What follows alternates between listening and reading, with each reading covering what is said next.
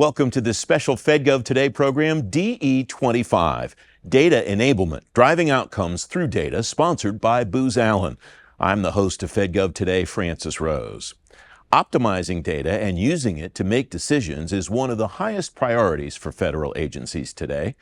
On this program, you'll learn how leaders from the Central Intelligence Agency, the Securities and Exchange Commission, Customs and Border Protection, the Government Accountability Office, and industry partners are building infrastructures to support their data strategies and deploying that data to make decisions. Government leaders say federal agencies moving to the cloud over the past decade has been one of the major accelerators of the data revolution. At DE25, I asked Rich Crow, Civil Sector President for Booz Allen, where he thinks agencies are headed in the cloud. Agencies are a lot more comfortable. We're about 10 years into the cloud journey for many agencies, and agencies are a lot more comfortable. They have a lot of their policies and their strategies in place on how they want to start moving forward with, many agencies are fairly far down the road with their cloud strategy. Others are kind of like at a midpoint in the journey, but we've definitely passed a tipping point where we're seeing, there's no turning back. You're going to see pretty much everyone's going to be in some form of a cloud. There'll be some on-prem sites left that'll be for various reasons. You'll probably have hybrid cloud operations, but we're moving, I would say, to the next phase where you're starting to see multi-cloud tenancy, and agencies are being more comfortable with deciding what's the right solution for the right mission. And we're starting to have a more sophisticated buy around the different cloud strategies, which is really, frankly, exciting. What are the decision-making factors that agencies should consider when they're looking at multi-cloud environments? Well, I think the first one is, what's the mission? What problem are you trying to solve, right? That's always a key thing. That will lead you on a journey on what you're going to need in terms of security, resilience, latency, accessibility. And then you start looking at then if you need an edge solution coupled with a true cloud solution. So I think there's a lot of different things, but it always starts with the mission. If you don't have the mission central to what your strategy is, you might wind up going down a strategy that's going to be very difficult to then back into the mission at a later. Mm-hmm. You use the term edge solution, and it's striking to me that 5 years ago, halfway into the cloud journey, that discussion seemed to be limited exclusively to the Defense Department. And I think we'll hear today, every agency is thinking about cloud deployment from an edge perspective, at least partially. Is that a fair read on my part? Yeah, I think it is. I think what we're finding is, as we have more ubiquitous use of mobile solutions, that you need to have compute power where you need it, where the mission is being accomplished. So whether it's at the border, whether it's at a loading dock or at a port or a harbor or at a processing facility around the country, you need to have the compute power where you need it in a timely manner, and then have that integrated into your broader cloud strategy. A term that you've used in the past when we have talked about cloud is scaled delivery. What's that term mean, and how does that fit into the way agencies should think about a multi-cloud environment? Again, I think that's a great question. Again, when you think about scale delivery, the way at least I think about it is, you have some workloads that are fairly constant, well-defined. You have others that are burst loads. And so being able to ramp up and ramp down so that you can not only support the mission where you need it, but also do it in a cost-effective manner so that you're not having too much capacity when you don't necessarily need it for those quiet times, but also have the ability to scale up to provide resiliency to the mission and the level of service, whether it's a citizen-facing application or an application that's supporting the business of government. I think those are really important factors in looking at scaling and scale to size. Another element that I think we'll hear about today, referring to something that you mentioned earlier, is the fact that what makes the cloud ubiquitous for a lot of agencies is what they're doing in the cloud. A lot of these are mission-focused, can't-fail applications and operations that they're undertaking in the cloud. Sure. Well, again, if you start all your problem solving with the mission, what is it you're trying to achieve? You start to understand what are your risk tolerances for failure. And what you'll find in most government solutions, if not all, there's a very low risk tolerance, whether it's a citizen-facing application or it's a business of government application. You need to have resilience that, quite frankly, the private sector doesn't always necessarily need to have. And so I think when you're looking at that mission criticality, it's got to be paramount in your solution set when you're picking your cloud partner. the resilience that the private sector doesn't need could potentially be roadblock, obstacle, maybe those aren't the right terms, but difficult for an agency to discern because the private sector doesn't necessarily need it. How does an agency determine that a particular solution is going to be 99 and 5, 6, 7, 8, 9s, whatever, reliable and resilient for them? Well, I think again, when you think about the nature of the work, so if it's public safety, a good example is law enforcement. There's really no private analog for law enforcement, right? So if you're a law enforcement official and you need timely access to data, timely access to networks to enforce the law, to protect citizens, that is a no-fail mission. That cannot go down. So I think that's a good example where you need that resilience and that redundancy that the private sector doesn't necessarily need to achieve. If you're thinking about systems that are like air traffic control, things that, again, can't afford to go down, again, there's very little private sector analogs to that. And so I think there's definitely lessons learned from the private sector, but I think, frankly, the private sector can learn a lot from the government sector because they have to manage to a much higher standard. Mm-hmm. What are those lessons that you think the private sector could learn? Well, I think the importance of redundancy, right? I think the importance of provenance of data. I think when you start to realize that, when you're dealing with citizens' data and you're dealing with sensitive data, it's really important to understand the provenance of the data, who's touched it, what was the reason for touching it, the integrity of the data. Again, when you're dealing in private sector, your concerns are quite often lawsuits. When you're dealing with public data, you're dealing with safety. You're dealing with life safety. You're dealing with national security. These are issues that are beyond just legal matters, and so therefore you have to be very careful with it. So I think what we'll see more and more of is as these data-enabled missions continue to move forward, while you'll have cloud solutions and you'll certainly have enterprise software solutions, I think you'll also really, it's going to boil down to is treating them as data solutions where there's a provenance of data. The open architecture means what in the way that organizations are putting the pieces of their networks together? That, basically that the mission holders will be able to identify the data that they need, access the data that they need in an appropriate way with the right levels of authority to access, read, write, subscribe, publish to it, but it allow different mission holders to, essentially reach out beyond necessarily their silo and actually pull in data that they need to execute their mission in different ways. I think we've seen a lot of that in recent years. Certainly the DoD and Intel community is farther ahead than the civilian agencies, but I think the civilian agencies now are at a tipping point where there's going to be much more data sharing than what we've seen in the past. And that open architecture, it strikes me, is important as technology advances at such a rapid pace, even more so than it did just a couple of years ago. Artificial intelligence, machine learning, and all of the other buzzwords that we're talking about, I imagine, are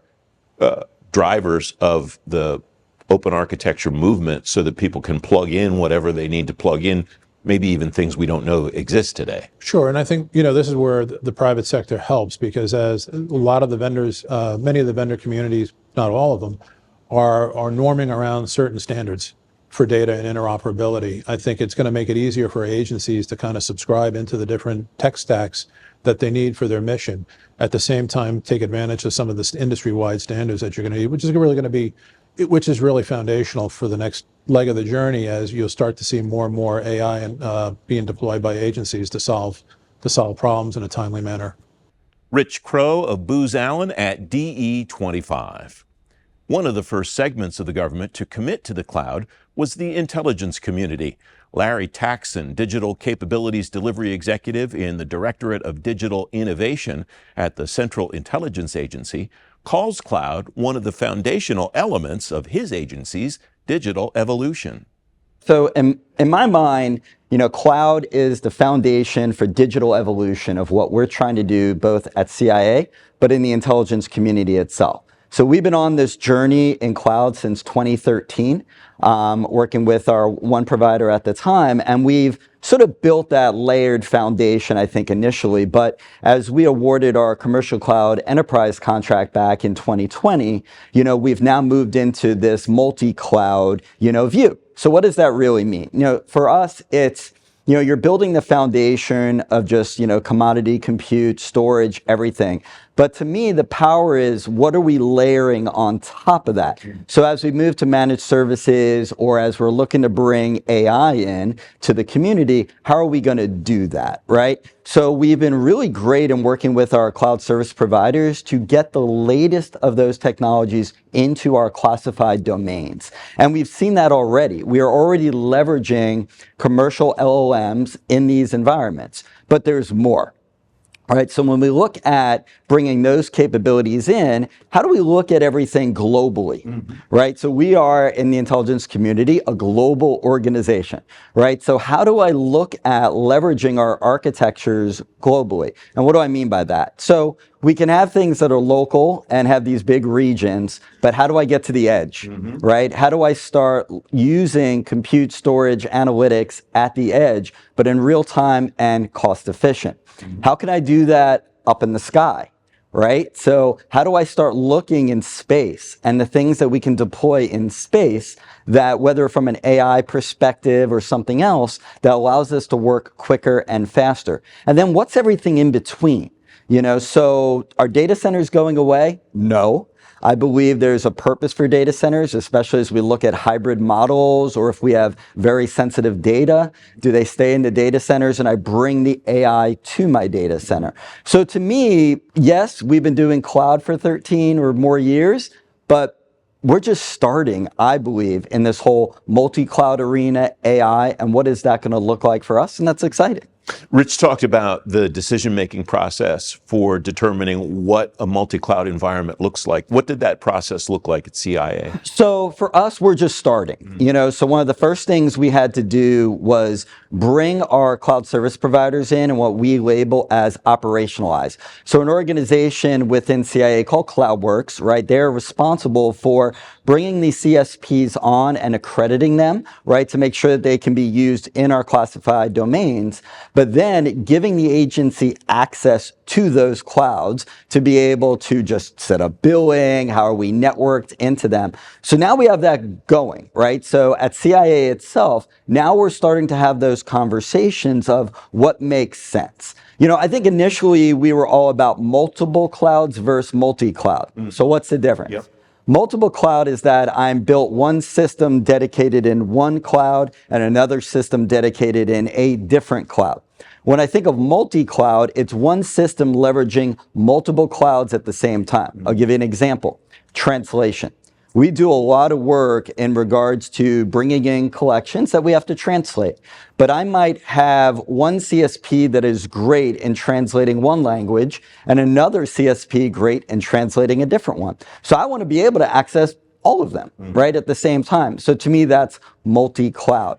But as we start beginning our journey, like there's so many cool things that each of these CSPs are bringing to the table. You know, you have, you know, Amazon, who's been with us, you know, since day one, and leveraging their modern tech that they keep bringing in, to Oracle, you know, which is purpose built for AI and big data solutions, to Microsoft with M365 and perfect integration into Azure, to then to Google that's bringing in their distributed hosting solution, right, that allows us to maybe bring the cloud inside our data centers a little bit better. So there's so many different things, but I think the challenge for our community is going to be which one. Right. So CloudWorks itself, and through other of the cloud program offices within the community, that's going to be part of that job, right, is helping to triage missions need and trying to determine what would be the best solution that's out there for them. One of the things that you're doing at CIA that I think is fascinating is you've built a generative AI tool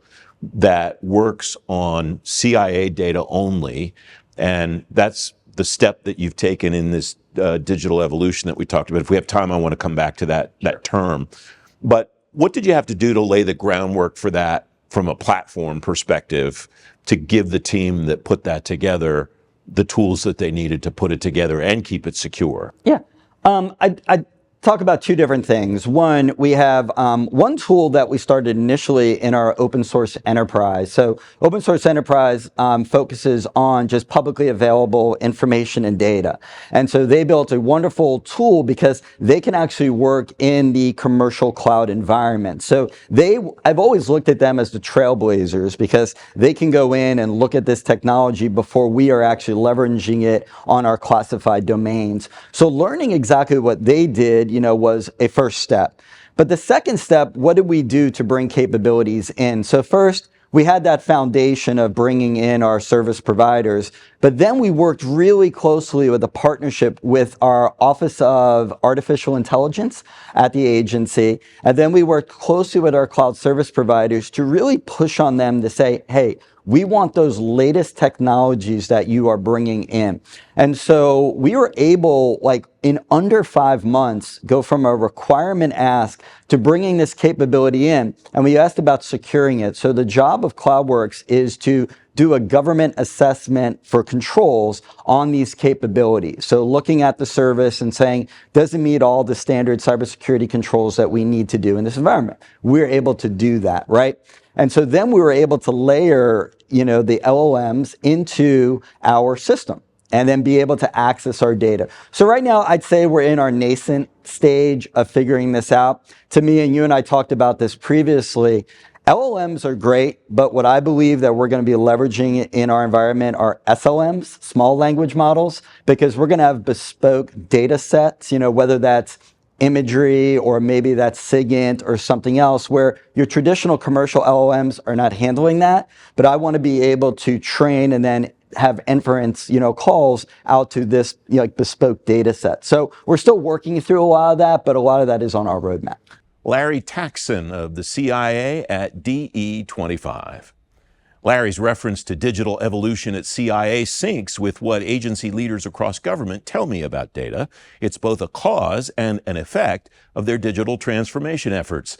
In this highlight of DE25, Matt Carroll of Immuta, Austin Gehrig of the Securities and Exchange Commission, and Dan Tucker of Booz Allen describe how agencies use data for digital modernization and vice versa. Both commercially and in the government, what we're seeing is big transformation, younger employees, more employees. They are hungry for data.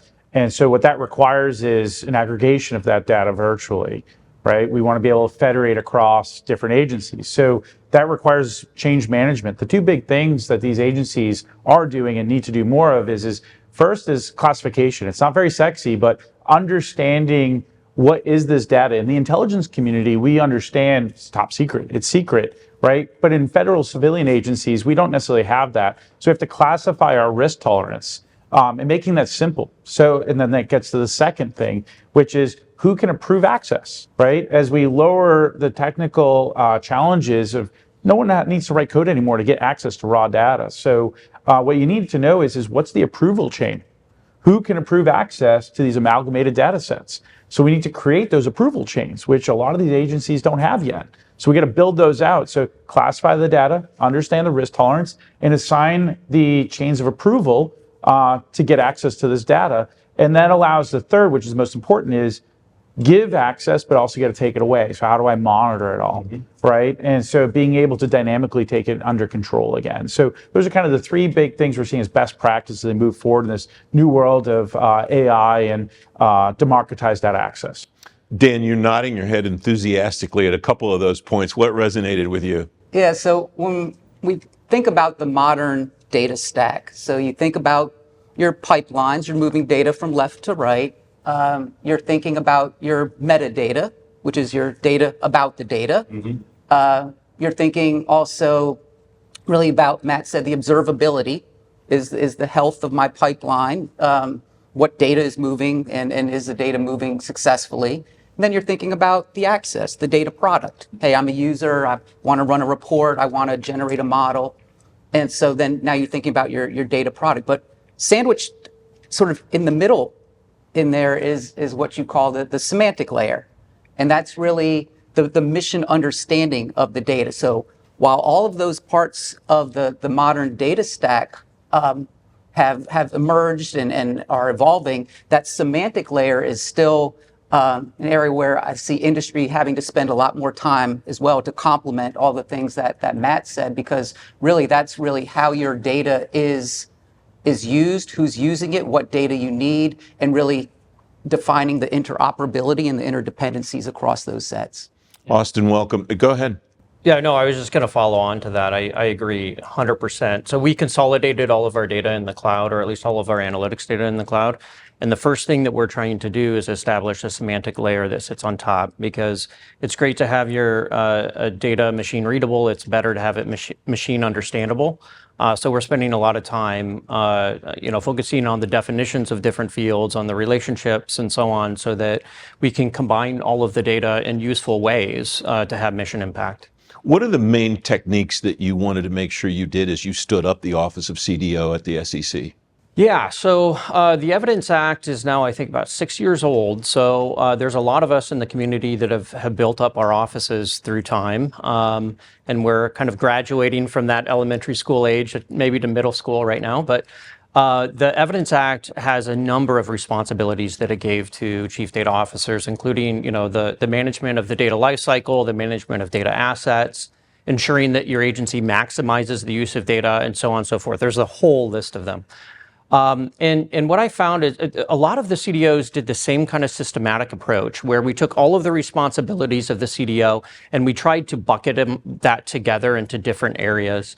And then, at least in the SEC, the areas that I found that most resonated and that I basically set up as functions with functional leads and then governance committees underneath were the following areas. The first is strategy and use, really understanding where data can have the most mission impact in your agency.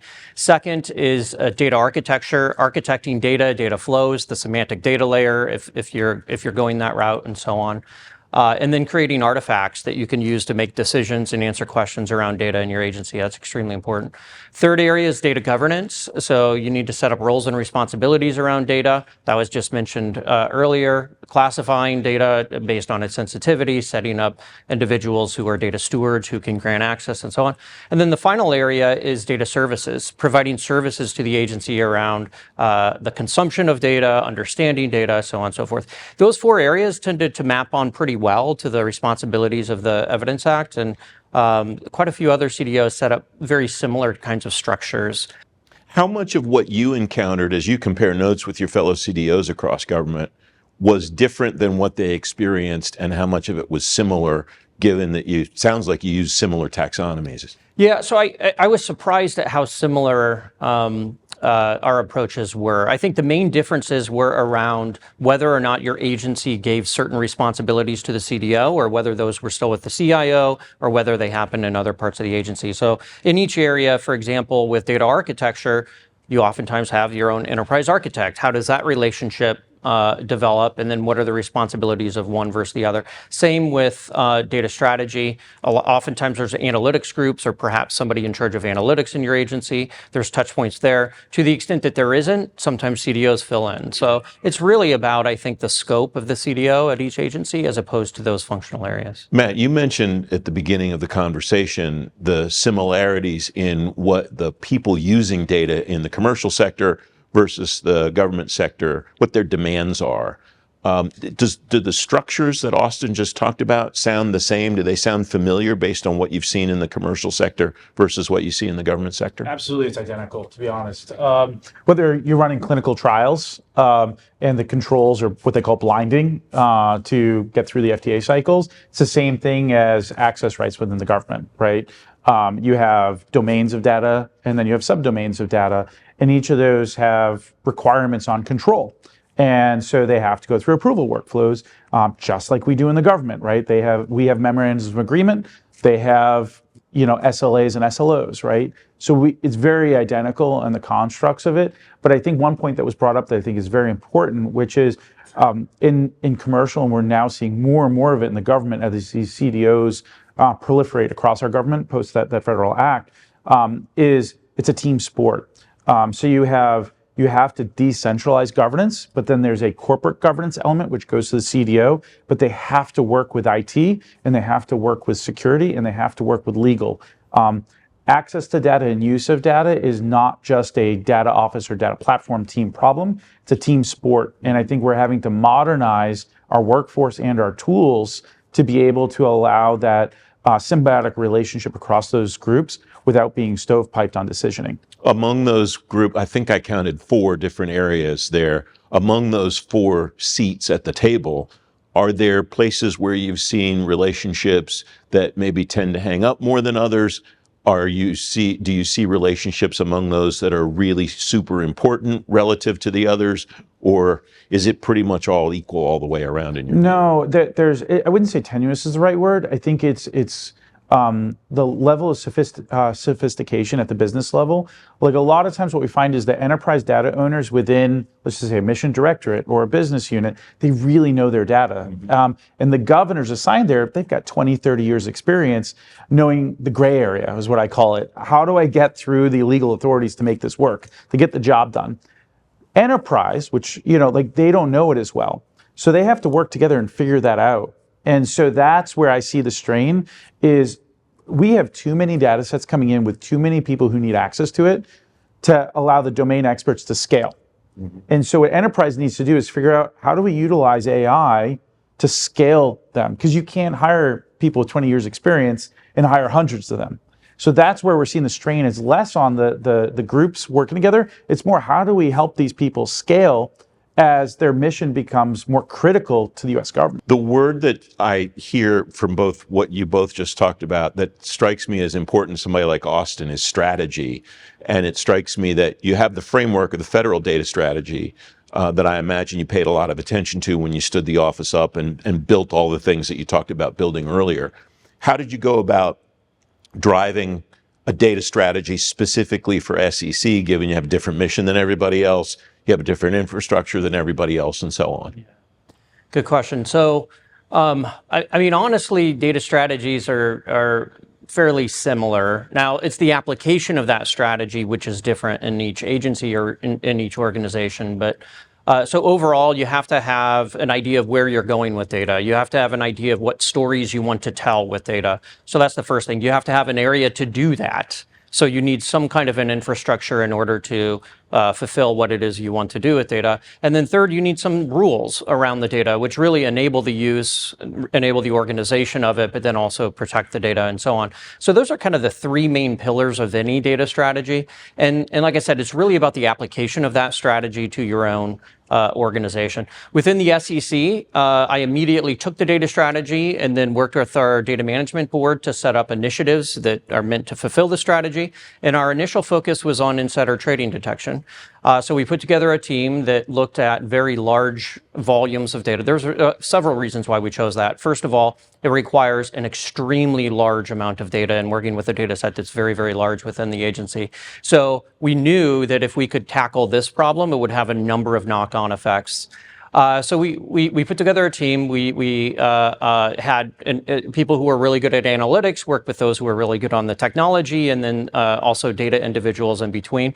And I have to say it was very successful. So that group found the largest instance of front running in markets that the SEC has ever found, based on just following the strategy, applying it to the mission of the agency, putting together a team, and then executing. So it worked, and what are the knock-on effects then that you described that you expect to see? Yeah, so we have a number of knock-on effects. First, our data engine in the SEC, the analytics platform, can handle any structured data that you throw at it, because we started with the most complicated set of data to begin with. Next, we were really concerned about data security, so we set up a lot of zero trust controls around the entire initiative, a number of knock-on effects in the agency around that zero trust effort, and so on and so forth. Just kind of across the entire board, we treated this initiative as the pilot for the way in which we wanted to do data management, data governance, data use in the agency, and applied it and applied that initiative in a way that we could scale. Dan, and then Matt, we have about 30 seconds apiece left as we start to run out of time. What is the most important thing that you think people like Austin will see moving forward that they should prepare for today? The appetite for more agentic AI, for more generative AI use cases. There's a lot of appetite to move into that space, and we don't want to inhibit innovation, and we don't want to inhibit progress. And at the same time, there's going to be a tremendous amount of rework if you do not have your semantic layer pulled together first. Matt, what's ahead for folks like Austin in government? All of your semantic layers, all of the metadata around managing access is going to be dependent on the management of those machines as identities. Matt Carroll of Immuta, along with Austin Gehrig of the Securities and Exchange Commission, and Dan Tucker of Booz Allen at DE25. One major reason federal agency leaders say data is more important than ever is the revolution of artificial intelligence. AI feeds off the oceans of data that agencies own. You heard a moment ago about the latest wave in AI, agentic artificial intelligence. In this highlight of DE25 featuring Shane Shainman of NVIDIA, I asked Sahil Sanghvi of Booz Allen to define agentic AI. I think most people are familiar, at least the ones that we're speaking with, our clients, about traditional machine learning techniques. A lot of them have started to move beyond that towards generative AI capabilities and how to apply those. I think what's different is when you think about generative AI, it's typically deployed today using chat-based interfaces where you're asking questions or prompting a large language model for a specific type of response. And then the human has to interpret that and then decide what to do. Agentic AI builds on that, but pushes it one step further. So what's distinct is the ability to think about complex reasoning, task identification, having enough data and context, and tool access to actually implement the recommendations directly and achieve complex automations. Now, one thing that's interesting is this conversation that we encounter where people say, haven't you been talking about automation for the last decade? So what's really different? Like, what are we talking about here that's different from historical automation? And I would say there are two things. One, the complexity of the task and the ability for your system to be agile enough to respond to a new situation. Traditional automation says, if A happens, do B. If C happens, do C. But traditional systems don't know what to do when X happens, right? And agentic AI capabilities allow you to account for new conditions and still complete tasks. I think the second is a degree of what we call decoupling in the technical architecture. So today, almost all interactions between systems are pretty bespoke. They require API integrations to happen.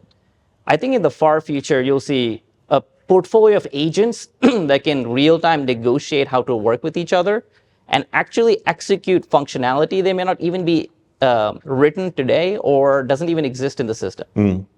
That term AI agents, Shane, is a term that you tipped me to, and it kind of fits with a conversation I had recently with an AI expert inside the federal government. This person was talking about the personification of AI, at least the way that we think about and talk about artificial intelligence tools. Define that term AI agent and what your vision is for what that AI agent does in colleague in working with a human. No, absolutely. And as we think about agentic AI, one of the key steps that Sahil kind of pointed towards is going past this chatbot interface where you really have this one-shot approach, okay, to now where we have digital agents that almost act like digital assistants, okay, or digital employees, okay, that are basically supporting the human workers, okay, and augmenting the capabilities. So basically helping them to turn around and be more productive, okay, learning their tasks, having access to tools, and then being able to turn around and accelerate the ability for whether it's service delivery, okay, whether it's, making decisions. So, but basically combining information, okay, and tipping and queuing, but doing these tasks where it no longer requires step-by-step orchestration by a human, similar to what a chatbot would typically do, but now being able to have the agent to be able to turn around and work independently and to be able to automate, okay, breaking large problems down into smaller tasks, possibly even working with multiple different agents to be able to solve these complex problems, and then to be able to turn around and drastically increase the value, okay, to the human workers. And, we look at, both generative AI, okay, as well as agentic AI. The real power of this is it's empowering the federal workforce. It's helping them do their jobs better. And we also look at this as a way for them to basically save time, save money, and ultimately save lives. Yeah, that descriptor that you used of the agents working with other agents, apart from some human having to supervise, sounds like really an exponential growth in productivity, not linear. Oh, it's completely exponential. And as you start thinking about the connections between the models, and that's highlighted the tools. We just saw the model context protocol come out from Anthropic, and OpenAI and the rest of the ecosystem has started to turn around and embrace that as kind of this universal interface to be able to turn and connect models with other enterprise resources and tools, but then also to turn around and be able to turn around and connect it model to model to really start being able to take advantage of this. And the power of that is, as I start developing, these generative AI models that are fine-tuned for very specific domain applications, now I can be introducing these models on the fly, both because of this accelerating pace of innovation that we see, as well as the continuing deluge of data that the federal agencies have to turn around and deal with. What's the groundwork, Sahil, that agencies should be laying to realize the vision that you've both talked about here for agentic AI? Yeah, I think we touched on this on the previous panel, but access to data and access in a way that's secure, that's tied to identity of these agents is paramount. I think if we're not able to access the data, the agents don't have essentially the context necessary to execute the work that they need to. And so I think thinking about the data layer and specifically the semantic layer becomes critical. We encounter a number of problems that we're trying to solve, and one of them is isolation of data in separate systems that we cannot get access to, and that becomes really hard. The other thing that I would think about is that agencies need to sort of complement short-term thinking with mid-term thinking. I think with any new emerging technology, the first thing you must do is it proves value. It has to prove value to the mission that you're trying to deliver, and that value can be measured based on speed of execution, cost efficiencies, or degree of agility in that like your mission can respond to new things. But that has to be complemented with what I call midterm thinking, which is being able to go beyond a prototype or a pilot and be able to have a reliable, secure, and scalable multi-agent system with the right guardrails that you can actually be agile enough to execute when new situations you encounter, but also situations where like the agents aren't like hallucinating to the point where the workflow hasn't actually been executed. So the short-term, mid-term thinking is critical. And I would be remiss to like not say there needs to be a long-term sort of viewpoint too about like how you think about envisioning the mission in the future, because how you deliver the mission today is going to be very different from how you likely will envision and deliver the mission in the future. We just have a couple of minutes left, and I want to ask you both the same question, and I'll start with you, Sahil. Are there questions when you go and talk to folks inside agencies that they ask you that make you think these folks are really on it, they know what they're doing, and are there questions that when they ask you, you go, oh, these poor guys really have a long road ahead? Not necessarily specific questions. I think the common question that we get, and when I hear it, I realize these people are tracking this pretty closely, is how do you keep up with the pace of change and how rapidly this technology is evolving? We're talking about sort of generative AI capabilities and agencies still prototyping and piloting them, and at the same time, we're talking about actually doing prototypes where we're talking about multi-agent solutions. And so Shane talked about the model context protocol. Google launched A2A. There's new protocols and standards coming online every single day. There's new companies that are working at what we call the agentic horizontal layer, which is more about agent orchestration.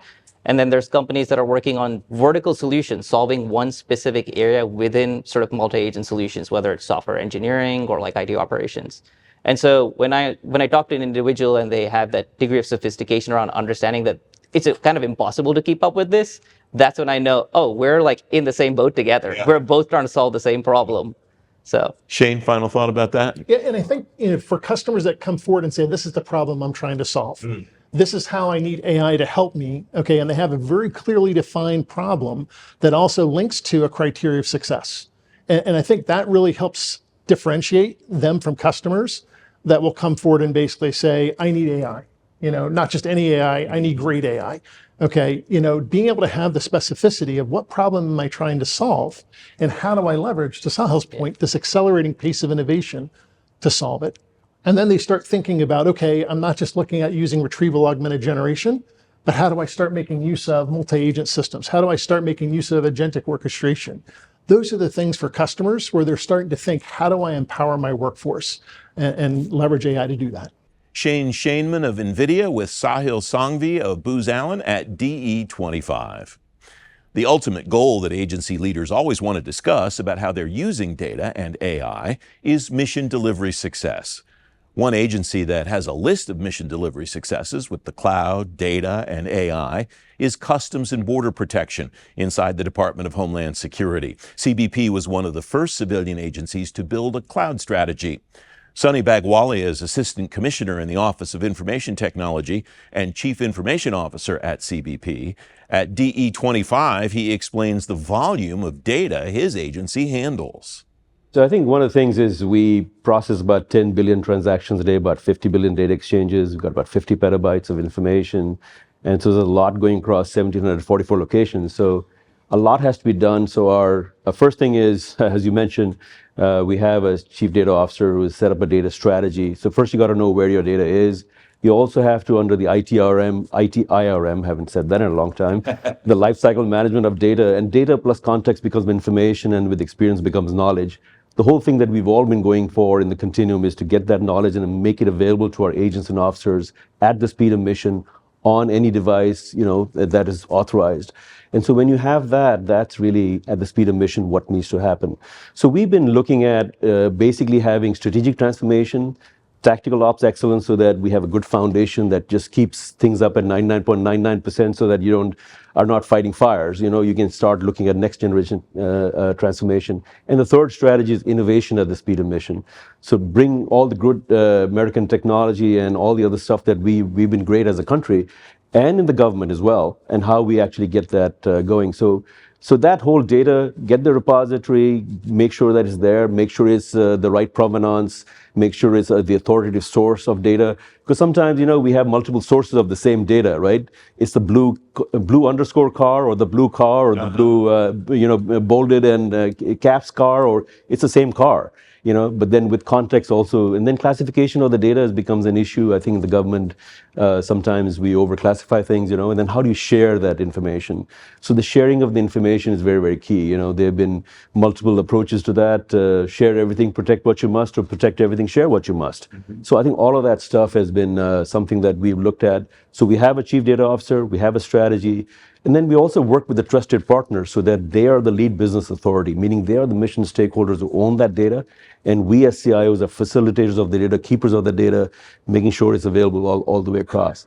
And we have really worked really well at CBP to sort of, protect the American people, safeguard our borders, enhance the nation's economic prosperity, because that data is available to them and we sit down with them and they are working with us in developing software, in making sure that we're developing the software that is responsive, and we have the right data to do the mission. So, what are the most important pieces of your data chain at CBP, whether it's the technology that you use, the architecture that you've built, any of that?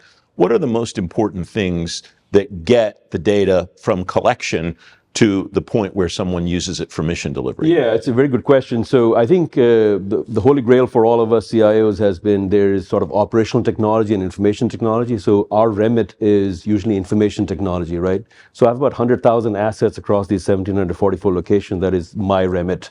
So I look at the information technology, the data and cybersecurity of that. Outside that, there are a couple of 100,000 assets of operational technology: drones, planes, boats, vehicles, ATVs, wall with 6 levels of sensors, all these kind of things. And they also generate a lot of data. So one of the things that we are planning on is pretty exciting. We are ahead of, I think, most agencies in some of this area, is something called edge computing. So where 2/3 of that data can be processed at the edge. I'm sure NASA and DoD and other communities are very interested in that, so that, the crime fighter, the war fighter, in our case, agents and officers, can get that information and process that directly. That requires new horizons. It requires satellite to direct to a phone kind of situation. Also, in some of the border, we don't have the best of connectivity. We are the first agency sort of 18 months ahead of on the EIS train. So now we can get beyond 5G. We can get to those kind of communications, cloud computing, and also the edge computing will require some very specific ways that we can leverage AI/ML, very specific ways that we can make sure that some of that software and some of the software solutions and some of that capability is available to our agents and officers directly in the field. I think in the future, there's also going to be wearable computing and other things that's going to look at that data and how can we make that information available to them. What we do today is we get that information, we backhaul it all the way to our tier 4 data center. We have cloud, obviously, we're about 86% of our application tier in the cloud, but only half of that in the database tier. We're trying to get some funding to get that completed. And once we do that, all cloud, edge, and then make sure that that information is not backhauled, can be processed at the edge. I think that's going to be the future of data. And at the end of the day, the CIOs are not the, should we say, the managers of, we keepers of the data and we manage the life cycle, but the real owners of the data are the mission stakeholders. So for example, Border Patrol looks at how they manage the border with that data because they have the training for that. The field operations looks at how we manage things at the 328 ports of entry. And then we have Office of Trade, which is, first of all, air and marine operations, all airborne assets, marine assets, all are looking at that information. And lastly, trade, for example, is looking at all the trade that's coming in and out of the country. People don't realize that we are processing about, $5 trillion of imports and exports in our country, and we're also the second largest collection agency. Recently, after tariffs, the collection has gone up quite a bit. Mm-hmm. So we were at 20 billion, I think, last year. So the point is, all of this stuff, it requires that data, and the secret to our sauce and our success has been that I have my IT team embedded with the software, with the agents and officers, and making sure that our solutions are responsive to their needs, and they tell us where the data is and how to use that data for certain software solutions. And I think that has been very, very key. The agents and officers sit with us, we learn from them, they learn from us, this is the art of the possible. And then we provide solutions every 2 weeks or less. In some instances, we're able to, the recent tariffs, we were able to 1 minute after midnight get everything out. And when a couple of the tariffs were reversed or rescinded or changed, we were able to do it within a day. Mm-hmm. Because we're sitting with them, they're telling us what the rules mean. We implement those rules in the software itself. So, sorry, long answer, but that was a very good question. No, but that gets to where I wanted to go next, because one of the things it sounds like, based on the mission that you have to deliver on, is that your data's flowing in, not just in and out, but kind of all over the place. Yes. The data that's going out to the edge that you talked about is also then coming back to you from the edge. It's going edge point to edge point and not necessarily all coming back through HQ, I imagine. Is that a fair read? Well, actually, today is just the opposite. Actually, it's coming to HQ and then going out. Mm-hmm. We'd like to get it out so that it's 2/3 is processed right at the edge itself, because those endpoints are there. Now, I'd remiss not to do a public service announcement for my CISO. So cybersecurity is a big challenge of that. So we have to look at the confidentiality, integrity, availability of that data, and then the privacy of that data, because data then evolves, and then with context, when it becomes information and with certain classifications, it can become a challenge. So I think preventing the overclassification and then sharing that information is very key. Recently, obviously, we've been looking at finding some folks in the country who are criminals or whatever, and we've been able to link things together by using software and solutions with data, so that we can provide where they are located and essentially find with a face and with 2 biometrics, face and a touchless fingerprint, what they're doing. And so my point is, this is an example of the agents and officers coming up with an idea. We are implementing that idea, and then we just implement that idea very, very quickly.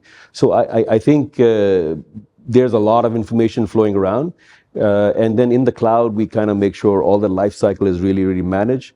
We do have a tier 4 data center. Tier 4 used to be the best, but now tier 5 is the best. So Google and others who have a little bit more money, they have, and of course, Mr. Musk has got a fantastic supercomputer with the largest and the fastest supercomputer. That is all leveraging these new technologies of AI, ML, and also GPUs and so on and so forth. So I think that'll be the future. We are also looking for a tech refresh that allows us to really get this data anywhere, anytime, for authorized users, for any mission on any approved device.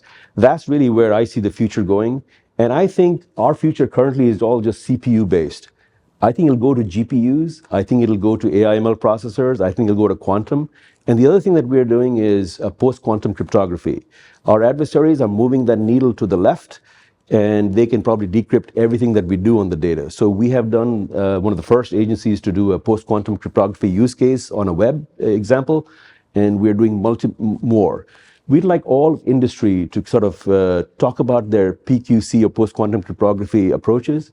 I'm also happily working with the new CIO, DHS CIO, Antoine McCord in DHS, excellent gentleman, and keeping up the tradition on where we can work together to get American companies, American industry, American government, and everyone else sort of on the forefront of post-quantum cryptography. So a lot there, but just we're really, really busy. So, doing all this stuff, and I can just say, seeing some amazing results and very excited for what's next. Conversely, my biggest challenge would be, I just want to leave a cliffhanger out there. And the cliffhanger is that generative AI is a boon, but it can also be a bane of our existence if we don't watch the fact that the adversaries can use that. So we are on the dark web trying to see where some stuff is and what they're doing, and prevent against that for a cybersecurity approach to our defenses. The CIO at Customs and Border Protection, Sunny Bagwalia at DE25. The Trump administration's focused a lot of its data usage efforts so far on trying to identify waste, fraud, and abuse in the federal government. The Government Accountability Office estimates improper payments of $162 billion across government in fiscal year 2024. At DE25, Jared Smith, Chief Statistician and Director of the Center for Statistics and Data Analytics at GAO, says the fraud problem in government isn't new. Yeah, I think, the government has been struggling with, fraud and fraud risk for as, time eternal. Going back to the 80s, actually, they were using like large data sets to find certain types of fraud. But as that technology improves, it becomes sort of the bar lowers in terms of what you're able to jump over to sort of find ways to detect fraud. And there was a lot of excitement as data became cheaper to store and easier to manage. And I think what's been really cool recently to see is more of this time, instead of like looking for fraud being this sort of skunkworks thing that sort of happens over somewhere else, and then you sort of throw over the fence and hope someone catches it, a lot more attempts to sort of bake it into processes. So, building something that the people who are on the ground can use, right, rather than something that someone in some lab sort of put together or some, research group, and then sort of hopefully someone can take up. So I think GAO is a big proponent of this. They have the fraud risk management framework that sort of outlines how agencies can go about this. And I do think there's been a lot of progress, but still agencies, even to this day, think, oh, we don't have any fraud. That's like someone else's problem, And so at GAO, that's one of the big things we push is, really look seriously at your programs, look at the types of frauds that can occur, and make sure you take steps that can sort of understand that risk and, create actions to mitigate that risk. One thing we're seeing is, at the Treasury, for example, they've got the do not pay list, and more agencies are hooked up to that. And again, they can bake that into their processes. So when they're reviewing these transactions, they're sort of bouncing against this list and taking follow-up action. So that's what I see. And it was discussed sort of the speed of mission. And I think to me, that's what I sort of see the goals is understanding the risk and then building tools that people can use without interrupting, their workflows. Yeah. How much of what you are seeing and what you described there has been driven by technological evolution, and how much of it has been driven by policy change, agendas inside agencies to try to mitigate waste, fraud, and abuse, that kind of thing? Yeah, no, that's a great question, because I think you really need both, right? Like having all the technology in the world isn't going to help you if you don't know where your fraud risks are. Mm-hmm. Yeah. And so I think the agencies that are doing best now are starting and saying, okay, where are the fraud risks and what specific data do we need to capture those risks? So that, you don't want to just say, well, it's not like if you build it, they will come, like that doesn't work, and they're talking about data lakes turning to data swamps. And I think that's one of the things like 15 years ago, we saw, which is, okay, if we put all the data in one place, human ingenuity will just reveal the problems. And humans are pretty ingenious, but when you have that much data, you need direction. Yeah. And so I think that's really what you're seeing is having those access to those data, but in addition, having the ideas of, okay, here's what our fraud risks are, and here's the data we need, and building these seamless tools so that you can get the risks in the hands of the people who can act on those risks. Mm-hmm. So the risks obviously are different at every agency. Is the data that an agency uses to understand its risk the same? And therefore, does one process it the same, or does that vary agency to agency, mission to mission also? Yeah, no, that's a great question as well. So I think there's certain things, and as I mentioned, the Treasury do not pay list, where there's sort of these general sort of ideas that all agencies share, when making payments, and like the person should be alive, for example, and so I think there's sort of these uniform tools and methods, but most of it is very agency dependent.